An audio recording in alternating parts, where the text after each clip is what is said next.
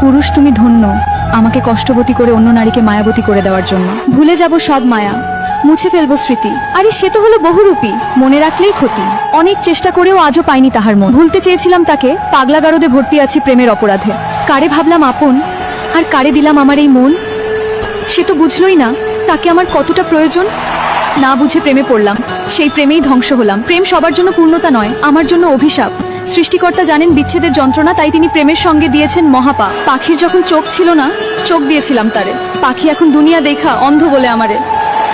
তুমি আমার এতটা কাছে আইসা এমন করে হারায় যাইবা, এইটা আমি কখনো বুঝতে পারি নাই। তোমার সাথে কাটানো স্মৃতিগুলো এখন আমারে প্রতিনিয়তই কাঁদায়। ভুল করে তোমাকে চেয়েছিলাম, কিন্তু তুমি যে এতটা দামি সেটা আগে আমি জানতাম না।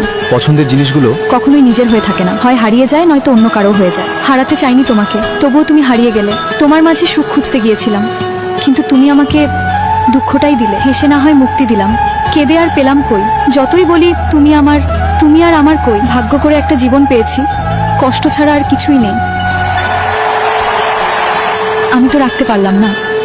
যেখানেই থাকো, যার কাছেই থাকো, নিজেকে হাসি খুশি রেখো। দেখেছি হাজারো তারা, ভালোবাসা এক আজব জিনিস। তুমি আমার ভয়ঙ্কর তার মায়া। যখন পাখি একলা ছিল, সঙ্গ দিলাম তাহারে। এখন অনেক সঙ্গী হয়েছে, একলা রেখে আমারে।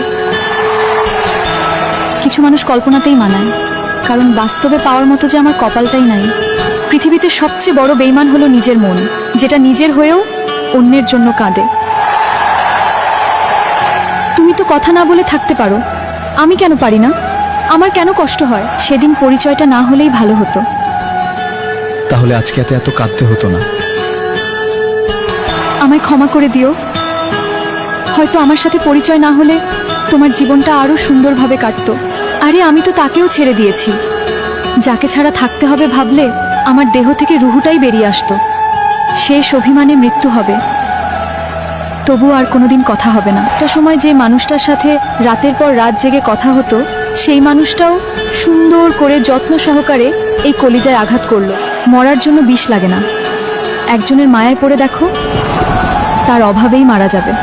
যখন বুঝতে পারলাম মুখ দিয়ে বুকের ব্যথা প্রকাশ করা যায় না, তখন থেকে চুপ হয়ে গেছি। কারণ মুখের কথা নিয়ে বুকের ব্যথা বোঝানো যায় না। মানুষ যাকে মন থেকে চায়, সৃষ্টিকর্তা নাকি তাকে পাইয়ে দেন। তাহলে আমাকে কেন না পাইয়ে রাখলো? আজ পর্যন্ত কখনো শুনেছো পেট কাটার ভয়ে কোনো নারী বলেছে আমি মা হব না? নারী স্বার্থপর না, নারী হলো ত্যাগের আরেক নাম।